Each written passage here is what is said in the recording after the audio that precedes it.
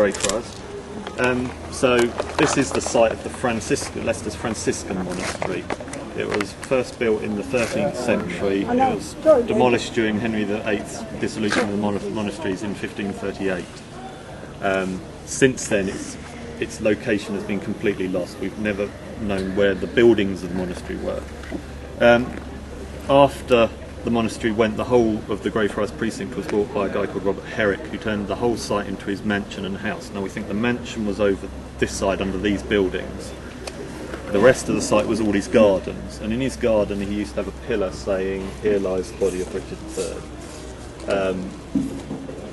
Whether Richard III was still there or whether he was thrown in the river, these are one of these things that there's lots of different arguments about it. The thrown into the river seems a bit suspect in that the story didn't appear until about 80 years after he was meant to have been thrown in the river, and Herrick himself clearly thought he was still buried in the friary. The first map we have, this is dated 1741. So you've got St Martin's here, you've got St Martin's Lane, which is that one, Friar Lane, which is that one. There's this nice rectangular outline on the map, and it says Greyfriars in it. That's Herrick's mansion and garden. So he's got his mansions down here, his garden, which is actually that end, and we're sort of in this area here at the minute. That, once we did sort of overlay that, and you can it's a nice accurate map, you can overlay it with modern survey maps, it's pretty accurate. We know we're standing in this area. The problem is we don't know where the buildings are in this area. So we tried ground penetrating radar of the site first, nothing. Which is not surprising, it doesn't really work well in towns. It's just too complicated for it to be able to separate things out. What it did nicely do was show us where all the services and sewers and everything were, which meant we could put the trenches down between them and not go through them. So that's why we've got these two trenches. I mean, we were left with no choice. We just had to put two trenches in and see what we found. And then that led to the third trench going in on the other side of the wall, which unfortunately we can't take you around because it's just too confined a space to take big groups around it. So we put these two trenches in, and what we have in this one, we've come down on a cloistral walk, a corridor. Now, with sheer skill, I've managed to put the trench right down the middle of the corridor, with one wall down each side of the trench.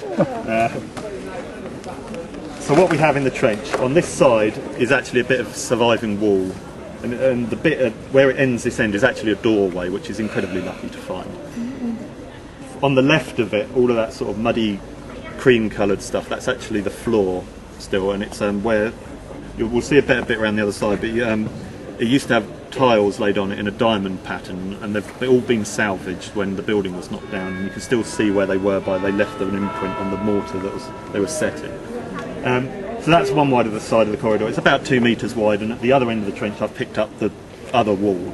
Problem is, are we in the western cloister or the eastern cloister of the friary? That was the big question, because we needed to locate ourselves within the friary first before we could even have a hope of looking for the church. Sorry? Yes. Yes, yeah, well, I mean, all of the bits of archaeology suggest it's a friary. We're getting it's definitely a high status building. We've got, and as I take you through, you'll see the different bits, but we've had floor tiles, we've had high status roof slates, ridge tiles, everything you'd expect with a very high status medieval building. It's not your normal hovel at any rate. Proving it's a friary, yeah, once you connect the walls up and everything, you start getting the picture of it. So trying not to give anything away, what we think we've actually got is based on the other trenches, which I'll explain our interpretation as we get to it, is we're in the cloistral walk, and we actually think we're in the eastern cloistral walk of the church, so the rest of it is going that way. So we're standing probably roughly where the south range of it is, the west range is just the other side of New Street. Possibly the churches to the north, possibly the churches to the south. That was again a possibility. It could have been on either side, but we always thought from the documentary evidence it was most likely to be on the north side.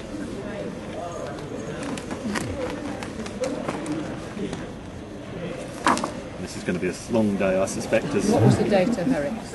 Herrick's mansion appeared about, if I remember rightly, about 80 years after the dissolution of the monastery. So, yeah, 1560s or 70s, if I remember off the top of my head.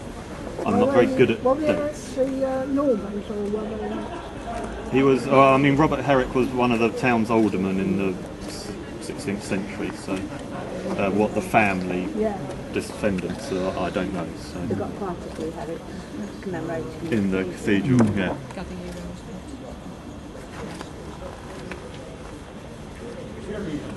So the key question with the orientation that you've shown us is whereabouts is what you're looking for. Yeah. I mean, that was we put north-south trenches in because the bulk of the walls in a friary should be east-west. Yeah. So in theory, if you put a lot of north-south trenches in, except where I managed to get it right down the middle of a north-south corridor, you should pick up lots of east-west walls, and it should help you orientate yourself within the friary.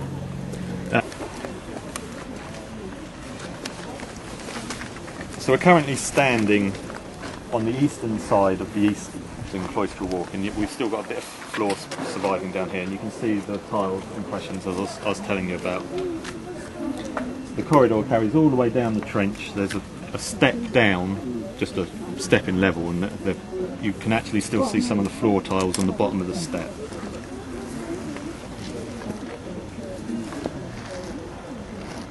At that end of the trench we then meet an east-west wall.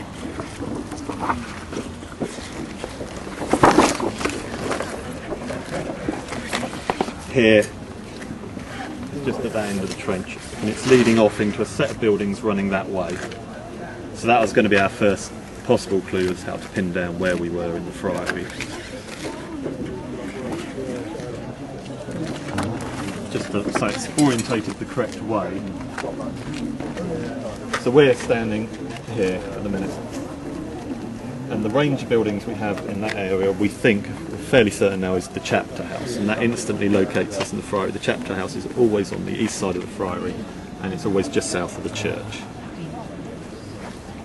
At the far end of the trench and in the new trench, we've also picked up the east end of the church. We're fairly certain it is the church. We've got massive. All the walls are robbed out. You won't see much masonry, upstanding masonry. When it was knocked down, they've salvaged all the stonework. What we can tell is where the foundations were, and once they've dug all the stone out, they've just shoveled all the broken bits of mortar and broken stone back into it. At that end of the trench and over in the other one that we can't show you, I'm afraid, we've got big walls, about 2 metres wide. So a big building. It's about 8 metres in width internally, whereas the little one here is only about 5 metres. So again, you're looking at a big building. Odds are it's going to be the church. Also, the fact that we think we've got the chapter house tells us it's actually going to be the east end of the church. It's going to be the walking place, which is where the friars enter the church, the choir, which is supposedly where Richard is buried, and the presbytery. Now, which bits we've actually got, we're not sure yet. We're still working on that.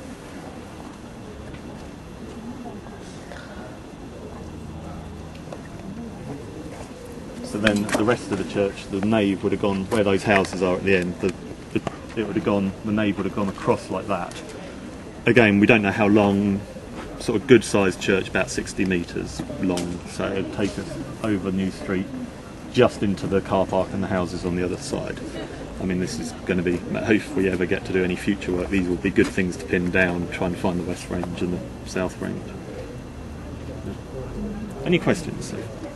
Yes? The Leicester Abbey, Abbey stones went to build Cavendish House, didn't they? Yeah, well, you know, a lot of these stones actually went to repair St Martin's Cathedral. There's documentary records in 1545 and 1561 of stone being taken from Greyfriars and timbers being taken from Greyfriars for the repair of St Martin's so Cathedral. There may be some Greyfriars stones are in St Martin's? Quite easily, yeah. It's, we would never know which ones. No, but yeah. Oh, I see. So. Yeah, I mean, one of the problems is we don't know a lot about Greyfriars. There's very little documentary evidence for it. We don't even know when it was properly founded. We know it was sometime in the 13th century, but when exactly we don't know. So you about to ask a question? I'm not sure if it's a silly question because you may have answered it in the second photographs, but that little bit in the bricks, is that just broken? Is that something which was originally opened or a window or something? Ready to move on, yeah. The brick wall is actually Victorian, and that's where the digger bucket went for it, so trying to take it out.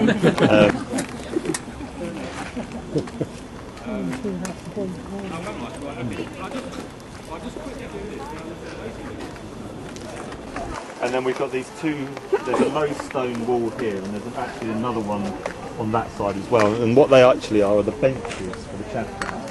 So those are where the friars would sit when they were having their meetings in the chapter house. And that would be every day they had a meeting, they had a prayer, they discussed the business in the day. That was what the chapter house was for.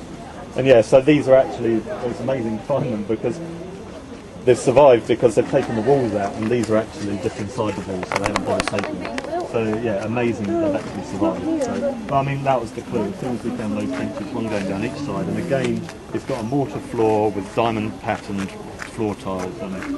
It's been largely destroyed on this side because all this fallen stone has actually impacted on it and mucked it up. But yeah, as soon as we found those benches, we knew instantly where we were in the friaries. So. What did the person say when they found those? Score. Eureka moment. Yeah, we actually got the plan done because I mean it's a bit hard to actually see where all the walls are going on the plan. That's why we spray painted the wall lines out on the tarmac. So is this wall here, this bit of rubber here modern?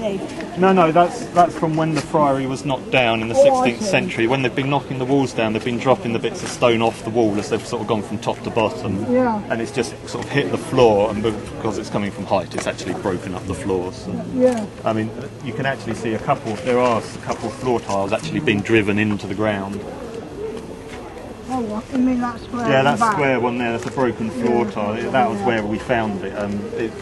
There's ones that have just been driven into the ground when stones have hit. So unfortunately, the rest of this trench building's coming off the back of that house.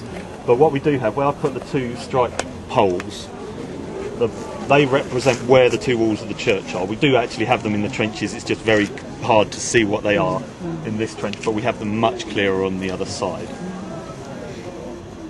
I went to that school for 5 years during the war, and I've never seen the back of the hall because you never did. Oh well, no, I suppose you wouldn't, would you? It's wonderful, isn't it? Centre of the churches. As soon as that group moves, we've actually found what we think is possibly the east window of the church.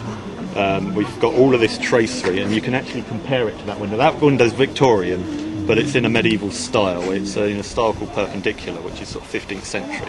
And we've actually found the medieval bits of an early 15th century window that looks pretty much identical to that. They're just over there. So, I'm in Newton Grammar School, and then it was the girls when the boys moved over the road. And it's currently abandoned, which is why, with a kindly William Davis has let us.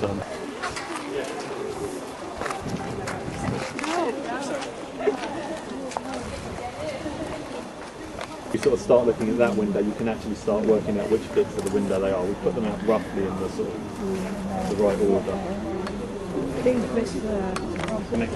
Ridge tiles, or big ceramic ridge tiles, lots of nice floor tiles, a couple of medieval coins we've had, lots of pottery.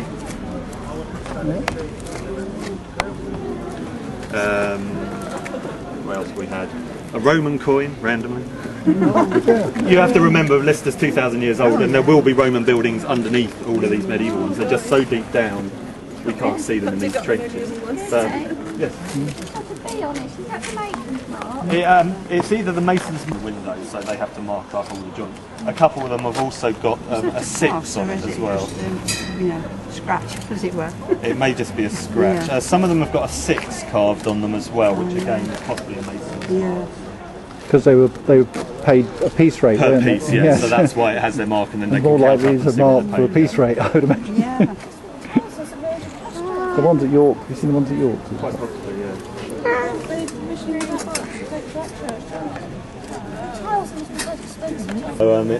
Where do you think in relation all that? So this is what we're. No, that's the problem. We don't know the size of it. So it could have a small choir and thing, or it could have a really big one. This is what we're working on to try and find out now. So.